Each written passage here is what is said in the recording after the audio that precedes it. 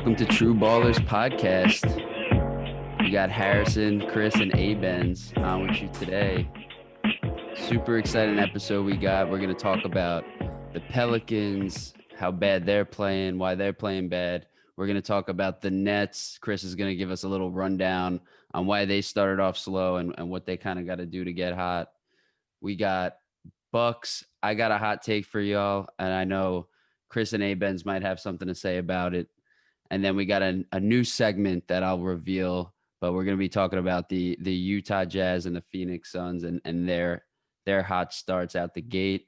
And then we'll give y'all a little betting update. And yeah, and make sure to enjoy playoff football. We're doing this. We're recording Sunday morning, the 24th, just so that we can get in those big games today, later this afternoon. I got a lot riding on the Bucks. I got a lot riding on the Buccaneers. So, I got to make sure to be ready for that. Prepare, drink for either occasion, the win or the loss. So yeah, we're all set. We're all ready to go on this Sunday morning. How you guys feeling? Feeling good, man. Sunday, fun day. Let's do it. You sound tired, bro. Yeah, I'm feeling great. I'm tired. I'm tired too, but you sound tired. It's a little early. It was a long week, and we still getting after it. So that's right. It is. That's right. It is. But it's a big day in sports. So hey, let's go, Patty Mahomes. Game face, baby. My homeboy. All right. I'm hoping Mahomes, man. I'm hoping for him. Yeah, man. Yeah. They're just too fun to watch. You don't want to see anyone get hurt out there. All right. Speaking of getting hurt, and I don't know what's going on with the Pelicans. Is Zion injured? Is he just not trying on defense? And is that why they lost by 20 to a Timberwolves team last night? The worst team in the NBA. Without D'Angelo Russell or Karl Anthony Towns. What's going on? I took them -9.5. I was like, they've been catching so much heat on the media, and I was like, they got to pull this one out. They're gonna blow them out of the water. This is a must win if I've ever seen one. What's going on, Chris? You look like you got some heavy concerns. Oh, I mean, I definitely do. I think I was tempted to bet against them. I don't know why. I'm not sure what's going on with its chemistry, its new coaching, or if it's just the fact that they're young and they're trying to figure out their way through this season and COVID and everything like that. You'd expect the younger ones, the younger players, to be the guys that are going to be able to step up during this time because they were used to playing in gyms not so long ago with less people and whatnot, compared to guys who are veterans and been around a long while. But I'm not sure, man. I'm not sure if Stan Van Gundy has got the ear of the team at this point. He's kind of an older voice, and these are younger guys. He can be fiery at times, but it's going to be something to keep an eye on, and what the relationship becomes with Van Gundy and the rest of the team. That's a good point. Maybe he should be hanging out with Jeff, doing some less than mediocre broadcasting out there on ESPN or wherever they're doing with Mark Jackson. A-Benz, tell me this. How out of shape is Zion Williamson? I'm not even going to ask if you think he's out of shape. How out of shape? Because you're the gym rat. You're the guy that I just go to if I'm like, how do I get right? How do I get that core? What is that affecting? How is that affecting him on the court out there? Definitely affecting him on the defensive end right now. He's got a motor. He's young. He can go. But, when it comes late game, the defense just isn't there for him. And I think that we've talked about it. Everyone's talked about it before. It comes down to his conditioning. He doesn't look like what he was looking like in the bubble last season, where he just looked really out of shape. But, again, condition is a big part. But I just want to go further into the New Orleans Pelicans. I'm very disappointed in them. I was high on them to start the season just because of, all the talent they have. But let's be honest, guys.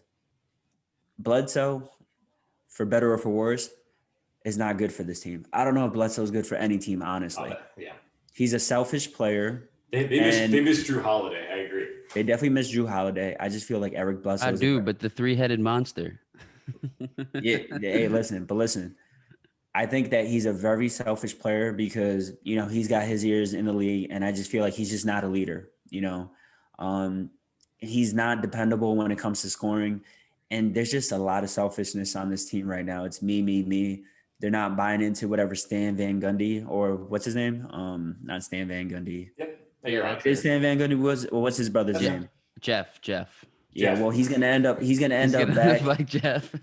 if he keep if he keeps this up. Stan Van Gundy's gonna end up back on the sidelines reporting and doing ESPN broadcasting because he just like Chris said he either the team's not buying into what he says or he's just not holding it down.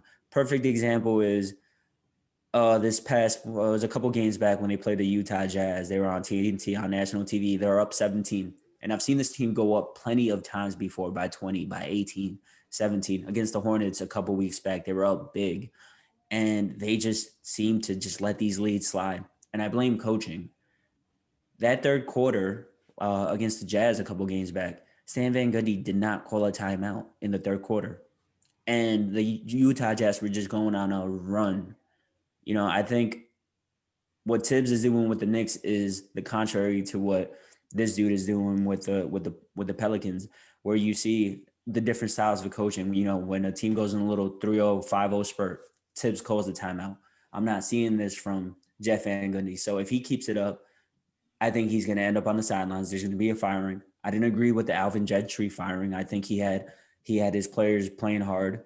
And I think we're just seeing the repercussions of that poor decision right now. I don't think Jeff Van Gundy is a solid NBA coach. I just don't. He's on the sidelines. He just doesn't get his players to buy into him. So I like that contrast you brought up with Thibs. I think you're absolutely right because you see how hard our guys being the Knicks play and they're for young. Thibs. They're And young. they're young. They're both young. These are two young teams right here. Yeah, it's a great comparison. And Thibs ain't gonna end up like Jeff, but Stan better watch out before he's announcing alongside Mark Jackson with who has just some of the most horrendous takes. If you haven't followed Lunchtime Podcast, make sure to go follow them to see some of the most horrendous Mark Jackson takes. But anyway, that's aside the point. Chris, you were gonna say something? Yeah, I actually had a question for Abens on Zion because I know that when he came out, all the media and a lot of people were getting on saying he needs to lose weight, he needs to do this. And from your opinion, especially when it comes to health and his fitness level, what do you think is most important for him? It's funny. I think Harry, and I think you're gonna agree with this one. Your brother Ross Greenfield, shout outs Ross. Super. That's one of my boys. He's always talking about an athlete's breathing, and when it comes to Zion, it has a lot to do with his conditioning. So I think that's one of the things he has to work on. You always see him lagging on the court towards the end of games. He's gasping for air. And then there's another player that I'd like to compare him to, Damian Lillard. He can go all game. He's got very controlled breathing. He's got, again, well, he does boxing. He does a lot of stuff that helps his conditioning, his breathing. So I think that's what Zion needs to work on. Don't get me wrong. He's having a career year. It's his second year, and he's having a career. He's leading the team in scoring, and he's absolutely balling out. And I wouldn't even say he needs to shed the weight. I just think he needs to get better conditioning. That's all. Because he's a freak athlete. And as you guys have seen, he's done some things on the court this year that you're just like, wow, if this dude was like 6'8", 6'9", unstoppable. He's already pretty unstoppable when he goes to the rim. It's like a Hulk. So, just get your conditioning up, Zion. We're still cheering for you out here. But Pelicans, y'all got to do better. I'm disappointed in you guys. I was really banking big on you guys. Yeah, I think there's something to be said too for us overrating shot blocking on the defensive end because Zion obviously had some crazy blocks, obviously at Duke and in the beginning of the season last year, and he was averaging a lot of blocks. And I don't even know what his numbers are this year. I'm sure he's averaging one or two a game, but it just goes to show that block shots does not directly correlate with solid defense. And they let up 130 to, like I said, a Timberwolves team. And I know it's not all on Zion, so I'm giving him a lot of heat for a team effort, for what should be a team effort. But they got to figure out something on the defensive end. And I personally think Zion getting in shape would just propel him to the level that we think he could be at.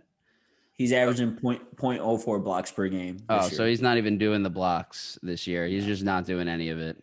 But he is averaging 23.4, 7.9 rebounds, and 2 assists, which Now, Harry, what you're average. missing, Harry, is ESPN will show the same block over and over and over Yeah, and they'll over. show So you that think block he's from getting the more. first game. Yeah, they'll show that block from the first game last year, or like one from Duke, and you'll be like, oh wow, like he can really block shots.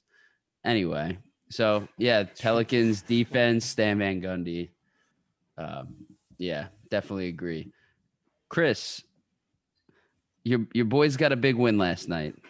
They almost let it slip away. And much Ky- needed. Kyrie Irving, I thought once they got Harden, I was like, because everybody knows I took the under on that, 25 and a half points per game. I was like, oh, they got Harden now. So Kyrie will naturally, his average will drop below 20, 25, 26 a game.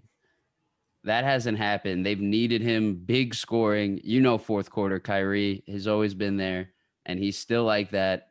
I kind of like this role that James Harden has created for himself on the team, even though it hasn't been working out on the win-loss column, but where he's just like not shooting and just creating. But there was like times during the game yesterday where I was like, shoot it. Like, what are you doing? Like he was wide open in the lane on that last turn. He had a turnover at the end of the regulation where he tried to skip it to Durant on the baseline, and he was wide open from like I would have felt comfortable 5 feet. in that shot. 5 feet. It was ridiculous. So what's going on? You think they just kind of got to come into their own? Like what do you think? It's just time, or is there anything specific that you think they need to do? Carve out a role for James, or Okay, I'm ready. I'm ready to unload on. So I'm going to give you my politically correct answer first. My politically correct answer is no? they're I going don't to want to need hear that reps. shit, bro. They're going to need. We're I'm true trying. ball. No, I'll get there. I'll get there. I'll get there. Okay. But so this is what you're going to hear from the media. Oh, they need their reps. Oh, they're just going to have to feel each other out, and they're going to have to make something happen, and it's going to take some time. And Kyrie and James, they're both ball handlers, and they need the ball, and Kevin doesn't really need the ball. In reality, I think that there is a pecking order on this team. And I think Kyrie and Kevin Durant are right up on top and they are tight. And whatever relationship Kevin Durant and James Harden had, I do not think it's the same as what Kevin Durant and Kyrie had. And I think the second Kyrie set foot back in New York and in Brooklyn in general, Kevin Durant and Kyrie were just like, you're the third wheel. I think they made it clear to him.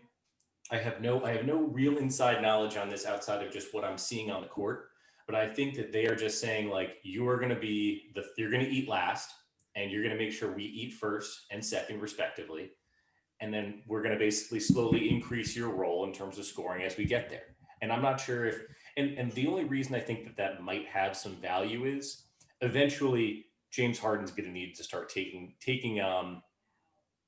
more shots, obviously. Like you said, it was egregious. The one play he made where he tried to do a little bounce pass in between two defenders when he was open from 5 feet in closing time, in crunch time. Whether that's James Harden just like not wanting to have the ball in his hands, which is something people have said, I don't believe that's the case. I just think Kyrie wants to get his shine on. I think Kevin Durant is Kevin Durant. He always deserves the basketball more.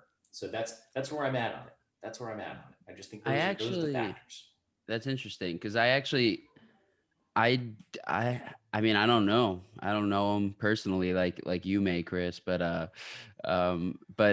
don't think I don't think that's the case. I don't think they did that because I think Harden is running that offense. Like when Kyrie is on the floor, Harden is bringing up the ball half the time, and I know he's passing, but I feel like he kind of was. I feel like it's a role that he's kind of low key wanted. You saw it in Houston a little bit. His assist numbers going up and he just wanted. It's kind of like if you remember or you don't remember, but if you know a little basketball history back when you brought it up last time when reporters said Wilt couldn't pass and he just started dishing out assists even when he was wide open and should have shot the ball, and that was the better play.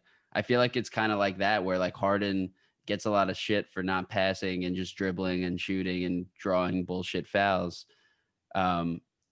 and he, I think, wants to prove himself on another stat line. So I feel like the way he's playing is he's passing a little too much. He's being a little too passive. I think Steve Nash reels him in a little bit, says, "Yo, you're James Harden. Like you're a multi-time scoring champion. You've got a max contract. We need you to score. We traded everything for you to come here, and we absolutely need you to start scoring, not in time. Like you can shoot the ball. Shoot the ball when you make those passes. He makes some great plays off the pass. Makes some great assists. Also a lot of turnovers. Instead of turning the ball over, maybe those assist numbers come down a little bit, but we need you to shoot more. He had like taken 7 shots from the field and like by the end of the game, by the end of the fourth quarter. And I was just like, that's ridiculous. Like when I watch the game and I see that guy Cabarro or whatever, however you pronounce his name, taking like 5 threes within like like within like 10 minutes of him being on the floor. I'm like, and James Harden has 7 shots the whole game. I'm like, that's just ridiculous. So we'll see, but I feel like they're gonna tell him like you got to start shooting. So I'll give a quick breakdown of what's going on in Brooklyn. The way I see it, I agree with you, Chris. Kyrie and KD are the alphas on this team. There's no ifs, and or buts about it. They're the only ones with championship pedigree. They have rings to show for it. James Harden doesn't. But that doesn't mean scoring. But that doesn't mean they told James he's not supposed to shoot. No, that's what I'm arguing. No, I'm not arguing I'm not saying they did. I'm not inside their locker room saying that they did. But by the actions on the court, that's what we're seeing. We saw Kyrie come back, and I think what did he take? 28 shots his first game back. So Kyrie's going to be Kyrie. Nobody's going to change Kyrie's mindset. He's got that Mamba mentality. He's going to shoot. But again, he's got championship pedigree. He can do so. And as we saw yesterday in that fourth quarter, he completely took over. So, like I said, I think James Harden is feeling his way into the team. He wasn't there for the first couple of weeks. So he definitely isn't going to come in and just, take all the shots. And I think he's going to work himself into it. But I really do see James Harden being that third link on this team. I think 1 is KD, 1B is Kyrie, and 2 is Harden. And I just think that's how it's going to be. Wow. I think in time, James Harden's a top 5 player in the league, and Kyrie Irving is not. But we agree with you. But that's we just agree the with you. But Kyrie's mentality is not like that. And if you've seen Kyrie in Cleveland, if you've seen him in Boston, well, this is coaching. This is where coaching comes into play. Don't worry, they don't need a coach. Kyrie said it. Yeah, basically. And that's the issue with these players nowadays, and this is what happened with James Harden. So it's just kind of, it's funny how karma works. It just comes right back to you. So now we see. But he's dribbling. But the thing is that I don't agree. The reason I don't agree with that is because I don't know his numbers. I don't know the numbers. But when I watch the games, he's dribbling the ball still almost as much as he was back in Houston. I know he passes it more than he was in Houston, but he's doing that to get he wants those assists. So for me, it's like he wants to do that. I feel like Kyrie and KD probably want him to shoot more. They don't want Louis Cabarro, whatever. I don't know how to pronounce his name still. TLC shooting the ball. There's no way that they're like, yeah, like I'd rather like TLC take a corner 3 than you take this, wide open elbow jumper. There's absolutely no way. But again, it's early on. There's chemistry needs to be built. Yeah. At the moment, that's what it's like. At the moment, the team isn't playing defense. They can score the ball, but so can other teams if you're not playing defense. So at the end of the day, we're going to have to see how this unfolds. Look for moves to be made at the trade deadline. I called Oladipo being traded earlier this season. We saw James getting traded. I think they need. They need some on defense. Would you agree, Chris? 100%. 100%. I'm surprised again that they don't look out and try to get a guy like Dwayne Dedmon or someone, even having a potential return of Rondae Hollis-Jefferson to the team just to get some defensive pieces that you can fill in. They might not be massive scoring options, but you don't really need that compared to all the things that you have on this team already. Bruce Brown is fine. He finally had a good game from 3, so that was fun to see for once. So it'll be interesting. But Harry, to get back to it, James Harden's the superior option to Kyrie. There's no doubt in totality. But James Harden also led the NBA in assists last year too. So I'm not sure, and he's been, I'm not sure how much he needs to necessarily prove per se. So to me, I just see it and I'm like, there's a pecking order on this team, and I think that, look for this. I think the person who's going to speak up about it most is going to be Mike D'Antoni. An assistant head coach is going to be the guy that's going to probably get in James' ear, just be like, dude, bleep what these guys say.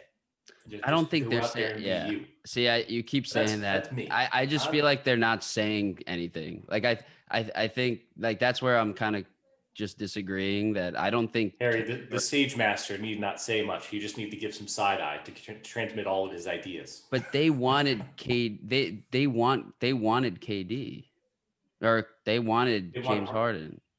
Yep. Because of what he brings on the offensive side. I don't think they're looking at him and they're like, yeah, you better not shoot. He's still, if that was the case, then why is Kyrie not taking the ball up every time? That's my argument. Because they want him to have the feeling like he's getting touches, but they still want to get there. Kyrie wants to prove all the doubters wrong.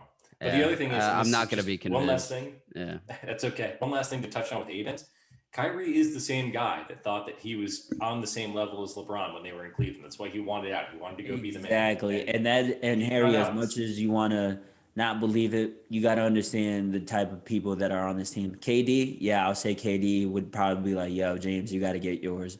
When it comes to Kyrie, I don't want to call him selfish, but he's got that he's Mamba definitely selfish. Well, I don't want to call him that, but he definitely has that Mamba mentality where it's me on the court, not off the court. On the court. Off the court is a great, He's a dog. On the court, he's the alpha dog. He thinks he's the best player out there, and that's great. I think that's what a championship team needs. I mean, that's what we saw when he took that big shot against Steph Curry in Game 7. You need that type of energy on a team.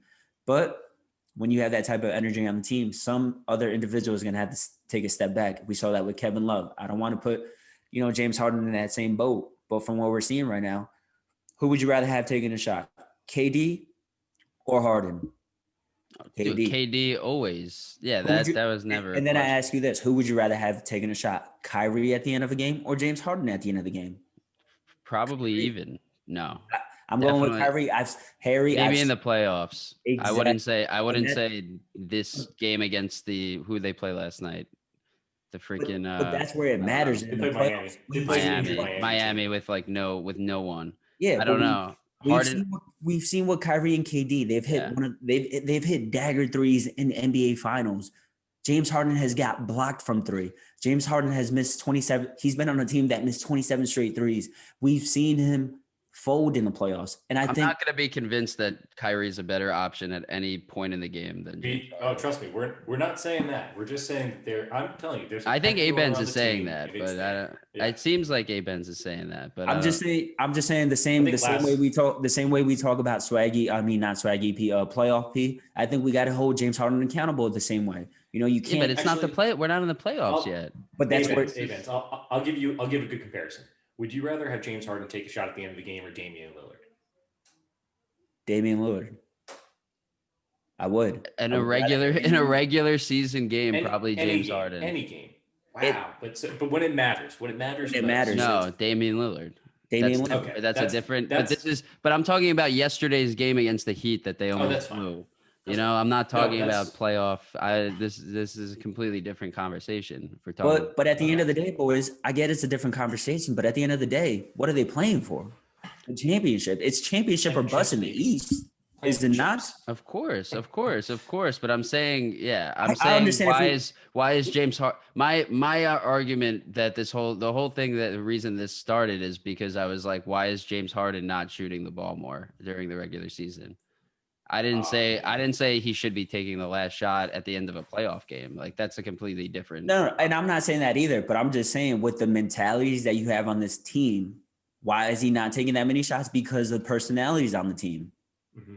Nah, he'll shoot more. Boils down to. He'll come out. Well, first of all, he had like 38 his first game. So, I mean. Yeah, but that's because Kyrie wasn't there. And that's when you take away Kyrie, and that's what happens. It opens up the floodgates.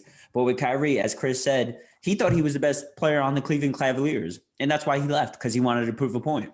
So, yeah, that worked out real well for him in Boston. They're gonna figure it out. Anyway, they'll figure it out. We got this. All right. So this is coming from a place where I've heard a lot of stuff in the media. Particularly, I want to shout out The Mismatch. Great podcast. I listened to it with Chris Vernon and Kevin O'Connor from The Ringer. It's a great podcast, but I heard something that I just had to do research and dig and prove Chris Vernon wrong on one thing he said that really just pissed me off. Was that he basically said they need to trade Chris Middleton to get a better second option for Giannis. I was like, can we stop with this where Giannis can be the best player on a championship team? In my opinion, it's not Chris Middleton, it's Giannis. And I'll let me give you some stats real quick to back that up. Points per game, Giannis has them at 27 to 22. But effective field goal percentage, it's 58 to 60 for Chris. Chris has 60. 2-point field goal percentage, Giannis 62, Chris 57, both very good. 3-point field goal percentage, Giannis at 31, Chris at 44. Free throw percentage, Giannis at 58, Chris at 92, 40, 50, 90. Rebounds, Giannis has 10, Chris has 6. Assists, Giannis has 5, Chris has 6. Turnovers per game, Giannis has 4, Chris has 2. Blocks is Giannis gets 1 per game. Per 100 possessions, their offensive ratings. This might be staggering.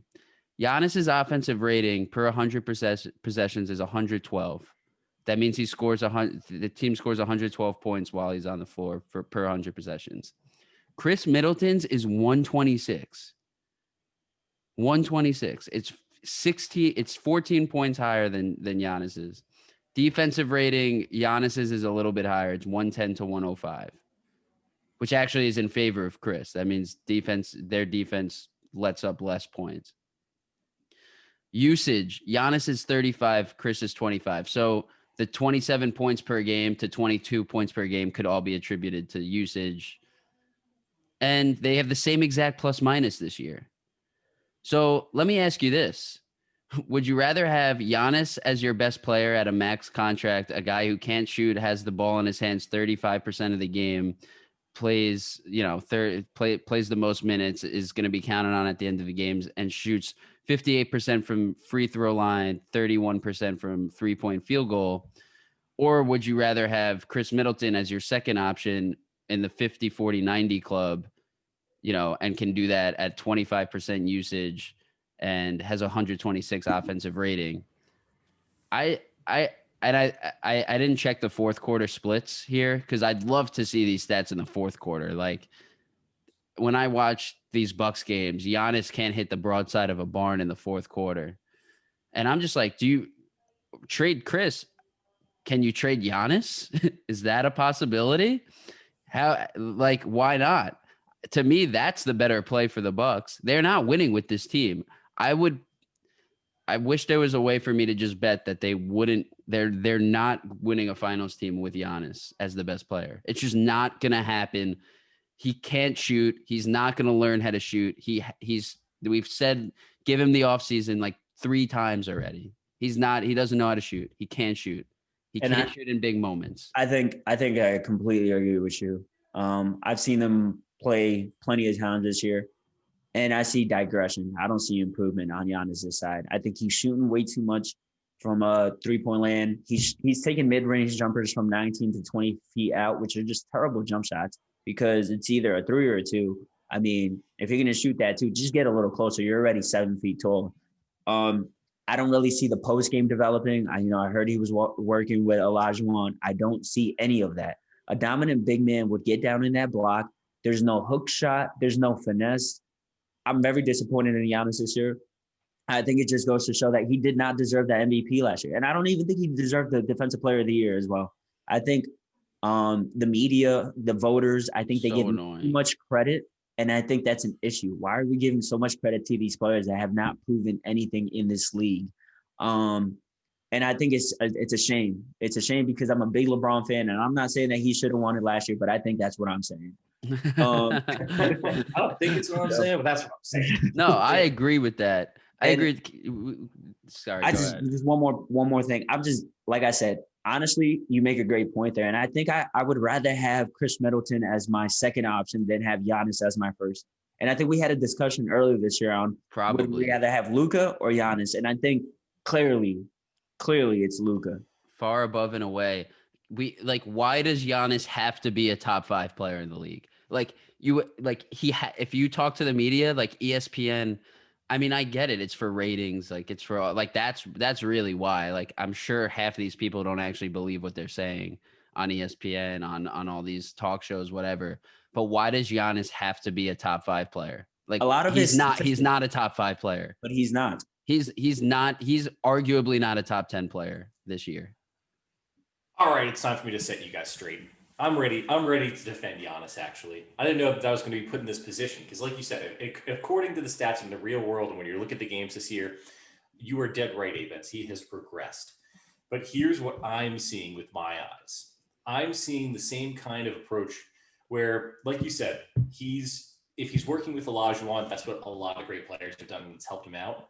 I feel like I've seen him take more turnaround fall away jumpers and miss them given, but he's been taking them. I think that they know bottom line, like you guys said, this season's a wash for them. I think that they know that they can't get That's past ridiculous. Teams like the Sixers. He's 25 and he's back-to-back MVPs. How is this year a wash? This year should not be a wash. A wash for them. With where they just got Drew Holiday. Where the Nets are, I think it's a wash. But That's so crazy. When it comes down to it, it should be, but it is. And so I think they're taking this year to develop things on the court. It was a shortened off season, but I'm seeing him take more threes. When you said he was shooting 31% from three, trust me, that's not that bad. I've watched plenty of games. I thought it was worse. I thought it was worse. That's why I said I'd like to see the fourth quarter splits because I bet that's down to 18%. 100%. But you look at that, I feel like he's trying to develop the right sides of that game. When you look at LeBron, and he's definitely not LeBron. Giannis does not have the gift of passing and the IQ that LeBron has. Or the handle. Put it there. Or the handles. Or really any part of his game is not as good as LeBron. His slashing is really impressive. I gotta say. He's an animal. He's 7 feet tall, so I gotta give him that. I'll take 25-year-old LeBron slashing over Giannis. Well, 25-year-old LeBron was kind of in the same situation where Pop in the finals, right around that age, was daring him to shoot mid-range jumpers, was daring him to shoot three-pointers. So there's some similarity there, at least in the shooting. And what did LeBron do? LeBron went to Akeem. He started developing a turnaround jumper. He started developing his three-point shot. And I got to tell you, I think it was 4 years ago. It was one of the first runs against, actually, it might have been 5 years ago when they were doing a run against the Cavs. And LeBron just would keep running up the court and then just pulling up from three. And I'm like, what are you doing? Drive. But then you look at the progression he's made slowly but surely. This year, LeBron's been a very good three-point shooter. So I'm not saying past couple of seasons he actually improved. Exactly. So I'm not saying that this is going to be something where it's going to look obvious on the front end. But will I say that he regressed from the stats and to the eye? Yes. But I think he's trying to work to the point that he can actually improve those facets. I think he's trying to do it. Is he a top 5 player? I mean, if I was just to run through, is he a top 7 player? If I was to run through top 5 players in no particular order, I would probably have to have LeBron, KD, Kawhi, Anthony Davis. And then at that point, it becomes a conversation. He's probably within the top 8 for sure, because then you can include the James Harden, the Stephs, because I think Steph's still nasty. I think that man has so much gravity on the court. Did we say Luka yet or no? I'm not going to put Luka above Giannis at this point in time. That's crazy. That's absolutely nuts to me. Tell me how much Luka's shooting from three. No, he's not. He's not having it. He's 20. I think 28%. But yeah, so he'll be fine though. That's just that's called a slump. When you're shooting 30% for your career, it's called that's what you shoot for your career. What does Luka shoot from three for his career? I don't know. You'll find out it's very low. But what I will say again is, I think this is a developmental step. I think he's trying to develop. And like you said, there's no excuse. He's regressed. He looks worse on court than he did in previous years. But I think it's because he's doing things that he knows he needs to get better in game-wise. You know what else I see? Chris Middleton's been fantastic. You know what else I see, Chris? I do see all of that, and I do like that. And that's why in the beginning of the season, I was like, yeah, okay. And even towards the end of last year when he started to shoot the three. But the big issue that I see with him, and I think this just goes back to the environment that Giannis grew up in, as opposed to what American players grow up, like how there's a AAU circuit. And I think this is something that we really have to talk about. This is like the sports psychology end of sports. Um, a lot of it's mental. The free throws, we seen a digression in there. His when he misses a three, you see him get real down on himself, and he gets a little shaky inside, and you could tell that. I saw them play against the Lakers the other night. You could tell that AD and LeBron were taking advantage of Giannis mentally abusing him. And I think that's something else that he has to overcome because he's got all the tools. You're right. He's working with the right people. But I wish, who was really helping him? Kobe Bryant mentally. And I think, Giannis, looked up to him as well, same way as Kyrie. But I think he needs somebody like that in his ear where, like, he's got the physical attributes. He's doing all this, but his confidence, he just needs to be up here. And I just feel like he's kind of wavering. So that's something else that I think needs to be looked at when it comes to Giannis. He didn't grow up in an AAU circuit. He didn't grow up playing 4 games on a Sunday morning, going up against competition, a lot of trash talking. He grew up, different continent. He started playing ball a little late. And I just feel like sometimes these players, they've never been through the hardship of the court sometimes, and that just affects them mentally. So Giannis, Yeah. I hope that you improve. I like Giannis. I have nothing against him. I think he's a great guy. But at the moment, I just don't see much happening in Milwaukee. I'm not rooting against him. I'm rooting against the media's constant blaming of Chris Middleton. Like, why are you blaming Chris Middleton? Like, he's 50, 49. Like, Chris, yeah, that's what pissed me off. Like it's not like Giannis. I hope Giannis gets better because, yeah, he is a dominant force. Yeah, he is the best, arguably one of the 5 best big men we've seen in our lifetime. Or actually, yeah, definitely one of the 5 best big men we've seen in our lifetime, right? And it's just annoying though. Like, why does Chris Middleton have to be traded for Giannis to be good? Like, stop with that. It doesn't Like, make that's sense. ridiculous. Didn't they beat the Heat last year with just Chris Middleton? That was my last point. My last point was that game. The only game they won in that series was with Chris Middleton and Giannis on the sidelines. With Chris Middleton having to put up 40 points by himself with no Giannis. So stop with that. Stop with that. And I'm not saying that Chris Middleton is the cream of the crop either. He's not a top 10 guy by any means, but I'd rather have him right now as my second option than have Giannis as my first option. And I also think the Bucks need a third option. I know Drew Holiday is a nice little pawn over there, a nice little piece, and nice little chess piece, but I don't think he's a really solid third option. The Bucks have been all right though. I don't know what their record. Their record was 10-5. Like, it's not terrible. They're not on historic number pace, but they're in the top 4 of the East. So, like, it's not like the team is doing bad and can't improve and can't win the East. But stop saying you got to trade Chris Middleton. Like, I don't understand how that helps. Anyway, so new segment. So we said we're going to talk about Utah and Phoenix, and I got a little segment for this one. It's, are they real or reel it in? Let's start with Utah.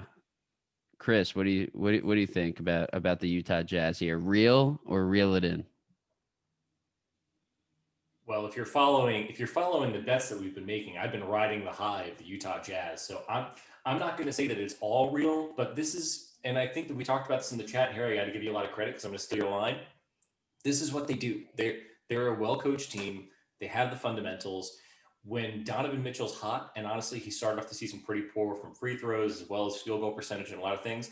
I feel like when he's hot, they are just about as dangerous as most teams in the Western Conference, if not all of them, barring probably the 2 teams in LA. So is it real? Yes. Is it something that's going to make a difference in the playoffs? No. Is it sustainable? Is it sustainable? I mean, No, it's not sustainable long term, but at the same time, they on their own merit, if they just play averagely throughout the course of the season, they're going to win. Like if it's an 80-game season, they're going to win 50 games plus. Like just on their average every season. Yeah, I agree with that. Benz, what do you think? if healthy, if healthy. So I'm actually in on Utah Jazz right now, and I say this because they're healthy. Barring any injury with the players they have, and I say maybe during the trade deadline, defense, you always got to account for defense because out west you got some dominant power forwards playing, small forwards playing. So barring injury, I'm buying the Utah Jazz this year to make a run. I really am. I think that Bogey being healthy is just something that they were missing last year in the bubble. I think that would have got them over the hump over the Denver Nuggets. And I think Donovan Mitchell is a straight dog. And I think after what Shaquille O'Neal asked him the other night, I think this is more incentive for him to be great. He was, I don't want to say publicly humiliated on national TV, but with the question that Shaq asked him, I don't think you do that to a young player, but hey, he did it. And Donovan had the right response. So, I like Donovan. What is wrong with Shaq? what is he going on with that? He's becoming the Kendrick Perkins of national television. I don't know what's going on, but I will say one thing. As I said it, you heard it here first. I believe in the Utah Jazz, not to win a championship, but I believe in them to make it past the first and maybe the second round going into the Western Conference Finals. So I'm buying them right now. I could see it. I'm going. I knew you guys would say real, or I guess Chris, you were kind of like in the middle, but I'm gonna go reel it in here. And the reason is exactly Chris said it. I said it in the chat. This is what they do. They go on runs in the beginning of the season, in the middle, early in the season. And yeah, they did start out pretty cold. So I was like, hey, like maybe they've just run out of gas. Maybe they're not going to have it, but they're going on a nice little run here. Bogdan is playing well. He's huge for them. Ben's great point. Boyan. Like that's, yeah, Bogdanovich. Yeah. Oh, yeah. Yeah, there's two, right? Are they brothers? Yeah, they're brothers. Bogdan is on the Hawks, right? And Boyan is the Jazz. Okay. Yeah, Boyan is playing well, really helping them. But they're 17th so far this year in strength of schedule, so it's not like they've had the hardest schedule. They lost that big game to the Knicks, which, obviously, like, I'm biased, but that'll forever stick in my mind as like, they can't be losing games. They're up 18 or whatever to the Knicks. But they've also just blown teams out of the water that I'm just like kind of surprised. So yeah, I think they could make a run potentially. I think it's going to be interesting. I think there's a lot of just good teams, in the West. Obviously, we talked last time about the Nuggets and how they're going to get better, and we've seen them win a couple games the past two nights, both in OT against the Suns, which is huge for them, and I think brings them up to one of the top from out of the playoffs to like a top 5 team in the West. Or I don't even know how it's breaking down right now because it's so close. But Jokic is, playing like an MVP. So, my point is that, and then there's Phoenix and obviously the 2 LA teams. There's just a lot of good teams, really good teams to get by. What Utah has, I think, what Utah is going for them versus pretty much every other team is how consistent their team stayed in terms of who their 5 is at the end of games, their coach, and what their game plan is. That has not changed in 2 or 3 years, really, since they got. I mean, pretty much, they got Mike Conley. They had a couple of small additions, but they've had. I think you brought it up. What's the coach's name, Chris? Quinn Snyder. Quinn Snyder. You love Quinn Snyder. I think he's great too. And I love Donovan Mitchell. I have him in fantasy. He's just a great guy in fantasy. He's just so fun to watch. Spider-Man. And the only thing I really don't love on that team is how much of an emphasis goes into Rudy Gobert's Rudy Gobert, they pretty much live and die by the way he plays and the way Donovan Mitchell plays. And I don't trust Rudy Gobert. But to be a great team, it's hard to be a great team without having that centerpiece down low. And Gobert is one of the best, if not the best center at defense in the league, which is huge. So I'm reeling it in because I don't think that I don't think it's sustainable. Like I asked you, Chris, but I wouldn't be shocked if I'm wrong. I think it's gonna be good. They're gonna make the playoffs and they're gonna make some sort of run. They could win the first round. Do I see them making the conference final? I don't know. All right. I'm with you there. Yeah. Utah, keep it up, Salt Lake, shout out. Phoenix Suns, real or reel it in? And let's not let recency bias into our decision here. But Chris, what do you think? The Phoenix Suns, I would put them as, I would say, real.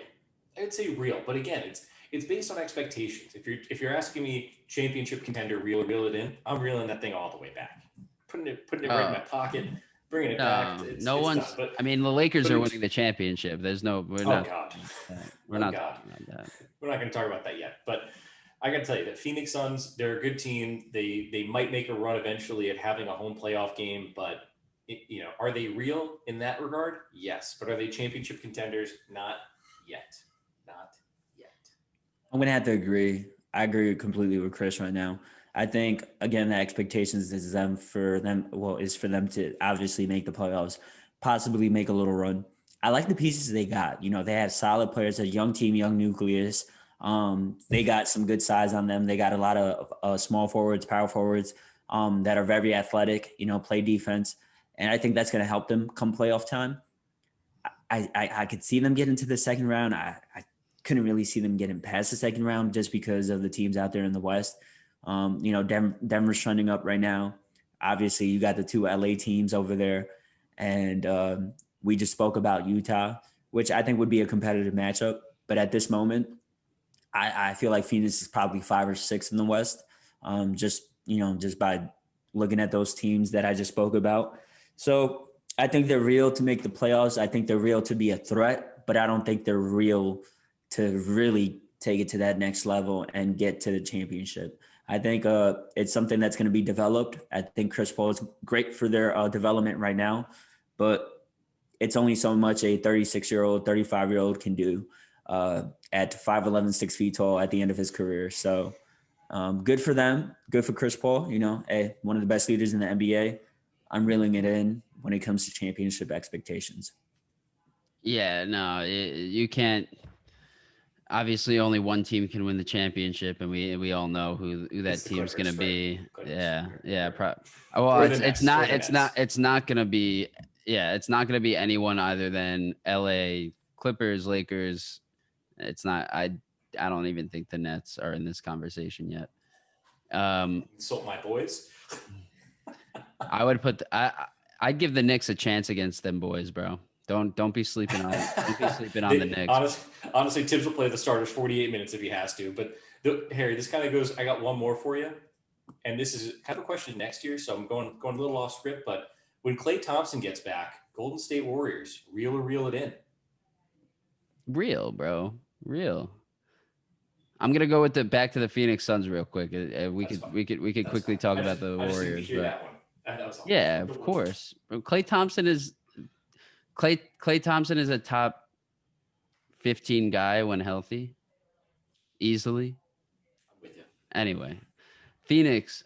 They're not winning the championship, but I'll say real here. Watching them the past couple of nights, I watched both those Denver games, and the first night they lost Devin Booker at the end of the game, and they just crumbled in overtime without Devin Booker, which I was like, oh, like if. Like I didn't realize, like I knew how important Devin Booker is, but like they could not find anyone to shoot the ball at the end of the game. Kind of similar last night, but Devin Booker didn't play the whole game, and they really kept it competitive with the Nuggets, which was really impressive to me. So I think if they can stay healthy, if you get Devin Booker back and he's all good, I don't know what's going on with him. It seemed like a minor injury, but he did sit out last night. But I think if they stay healthy, the team is dangerous. They're shooting as a team as of yesterday, before yesterday's game, 36% from three as a team, which is great. 83% from the line, which is great as a team. Ayton, I think, is really benefiting from Chris Paul and having a slower pace. And again, what do you need as a great team? You need a great big man, especially in this league where you got AD and Joker, and in the West where you got AD, Joker, and Gobert. To have Ayton as one of your better players in crunch time is huge. And yeah, I think that they're a strong. They could be a playoff team where like I wouldn't want to see them in the first round, but like I don't know if I necessarily like think that they're going to get past a Nuggets, right? If you're talking like 6-3 or something like that. They could. I think they could take the Jazz on. I think that would be a great series, like Aben said. But yeah, I don't know. I don't know how far they're getting past the second round. And yeah, dude, the Warriors, just to really quickly get back on that again. Klay Thompson's a top 15 guy, and they're still winning games without him. And then throw in next year the development of James Wiseman, and you got a really dangerous squad. And Pascal is good too, bro. Really good. Mm-hmm. Really good, solid young player. So they got some pieces that they could work with there. I agree. All right, let's keep it going. That's a cold take then on by me. Just seeing what people thought. Why? What were you thinking? I don't know. I'm not sure if they can compete. Wait, the Suns? Golden State. No, Golden State. Oh, you think Golden State? Oh, you're saying no. You're saying yeah. I think I'm reeling in the Golden State Warriors. That's all. Wow. With Klay Thompson and James Wiseman, a year of experience next year. Yeah. And Draymond coming back. I'm reeling it in. Trust me. I think I'll be fading them next year a little bit more. So just I think that this is a great discussion for another time. But Chris, you got to understand, you're never going to have the same team. Oh, I agree. You don't have that. They don't have the same bench that they used to have. And I think people don't really talk about that. The Iggy's, the Sean Livingstons of the world, they were really solid coming off the bench. They had a full team. It's like the Clippers, the Lakers now. They have a full team. You have the bench could be starters. So yeah, they still have Steph though, and I think they do. They could be a top. They could be a 4 or 5 seed with Klay back. I'm not buying them as They're never. No one's winning a championship until LeBron retires. So I don't know what you. Yeah, then we might as well not have these podcast discussions. No, I'm just kidding. Anyway, so real quick, just betting update. So I suck. I'm lucky that Jamal Murray hit that buzzer beater last night, because otherwise I'd be down like 450 on my book. I'm down 360. I have no money left for this week, and we refresh tomorrow. We're doing Monday to Sunday. So I won't bet. I'm not going to bet tonight. I think Chris, you're up a little bit of dough. You're up $15, which is nice. You're the only person on the plus side of things. And then Aben's, where you're down like 250, 260, something like that. 49, I think it is. Word. Yeah. So we're not doing great first off the top of my head, but we're better together, guys. We're better together. That's what this shows. But Chris is doing well so far. So good for him. I'll bounce back. I'm going to win. Phoenix, I'm going to lose 450 and I'm going to win 450. That's just how my season's going to go. Dude, Harry, if freaking Devin Booker didn't get hurt to the end of the game, not this past evening, but the one before that, I'd be up massive. I'd be up massive, because then it would have completed it. I would have nailed all 3 picks. I would have hit the parlay of all 3 picks. I would have been Well, I learned my lesson, and I think I learned it before. Don't bet on or against my Knicks, because whenever I do one or the other, it just doesn't work out for me. I put up 200 on them to lose. And I think that's why I got set back. So you know what? We're going to take it easy. I'm going to reel the Knicks in and just put them in my bag, and I'm not going to put no wagers on them. Don't bet on your own team. Can I tell you what happened last night? Oh, I bet on the over-under of the goal. My number one rule is to never bet on the over-under, right? You know that. I know. I bet on the over under. I took the under 227 Warriors Jazz. The Jazz go out in the first half and put up 77 points, bro. I saw that. What was the final score? Like 120 When's the to last? 93? I'd love to. If we got get our stat department on it. When's the last time the Jazz have put up 77 in the first half of a game? I don't know. Yeah, it ended up like, and it ended up like just over too. It ended up 123 to like 90 something or something like that. Yeah, right? it ended up at 233, the over 227. So like only 6 points over, but they put up 77 in the first half. Anyway, don't bet the over on, don't bet the under. Giannis sucks. Just kidding. But Chris Middleton doesn't suck. James Harden's pretty good, but Kyrie thinks he's better. Yeah, that was a great shout out. Yeah, bro. Of course, as you do. I just like to give the Denver Nuggets a shout out. You know, we've been hard on them this year. It's early in the season. It's only week 5. We're going into week 6. But I just like to give my boy, the Joker, a shout out after a 29, 22, and 6 performance last night. And that patent baseline spin move that just seems to be unstoppable right now. Keep doing your thing, Joker. We got He made Frank Kaminsky look like a little high school player, little kid out there. Yeah, it was. Frank Kaminsky still in the league? Yeah, apparently. So shout out the Joker and shout out the 9-7 Denver Nuggets trending up. Harry, that's your team. You had them out there in the West, and I think they're starting to look solid. They're starting to get healthy, and they're starting to play some ball. And also, I don't know if you guys have noticed, I saw it in Utah. There's fans out there. Yeah. Slowly but surely, there's fans out there. They're starting to let fans out there. You know, why does it feel like this season is like almost or like halfway over? And really, it's only been like we're not even a quarter of the way there. We're into week 6. We just began. Yeah, we just began. There's so much. I can't wait. We're gonna be. You know, the Magic are still gonna make the playoffs. We're way off here. We're way off with everything. All right, guys, take care, and we will see you next